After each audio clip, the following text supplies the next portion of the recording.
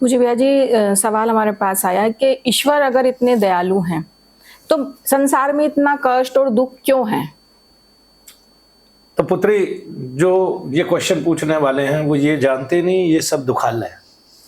शरीर से जितने कर्म करोगे, जैसे जैसे कर्म करोगे, उसका फल आपके शरीर को ही मिलेगा।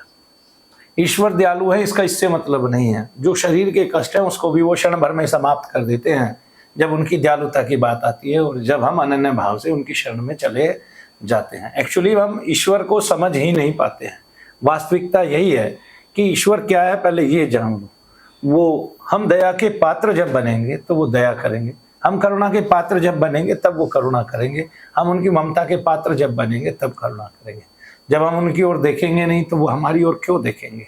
सबसे बड़ी बात, हमने कोई कर्म किया, उसका हमें एक फल मिला, वो फल जिस शरीर से कर्म किया उसी शरीर को मिलेगा, वरना आगे आने वाले आगामी जितने जीवनों में आप शरीर धारण करेंगे उनको वो फल प्राप्त होगा।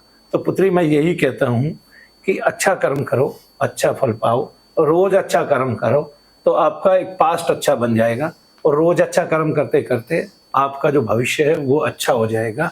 रोज अच्छा कर्म करते करते आप जो है इस मध्य काल में, वर्तमान काल में आपको संसार के सभी सुख प्राप्त हो जाएंगे। तो भोग जो मिला है, कष्ट जो मिला है, ये दुखालय है इसलिए मिला है। संसार जो है वो कष्टों का झमेला है इसलिए मिला है। ये जीवन कांच का बाजा अचानक फूट जाएगा, तो ये अचानक ही फूट जाता है। तो इसलिए सब कष्टों से मुक्ति पाना है, इस दुखालय से बाहर निकलना है तो ईश्वर की शरण को ग्रहण करना है। कम में जो साधन मिले अल्प उसको ईश्वर समझ के, ईश्वर की भावना समझ के, ईश्वर की दया समझ के भोग लेना है, पा लेना है उस प्रसाद को, पेट भरना है, इस शरीर की सेवा करनी है और ईश्वर की सेवा करनी है। शरीर को केवल ईश्वर प्राप्ति के लिए जाने कि ये ईश्वर प्राप्ति के लिए मिला है, ना ये डॉक्टर बनने के लिए नहीं मिला, ना मास्टर बनने के लिए मिला, ना पुरोहित बनने के लिए मिला। ये शरीर सबको ईश्वर की सेवा, मानव की सेवा करने के लिए मिला है। ये शरीर सबको जो है क्या कहते हैं, ईश्वर की प्राप्ति के लिए मिला है।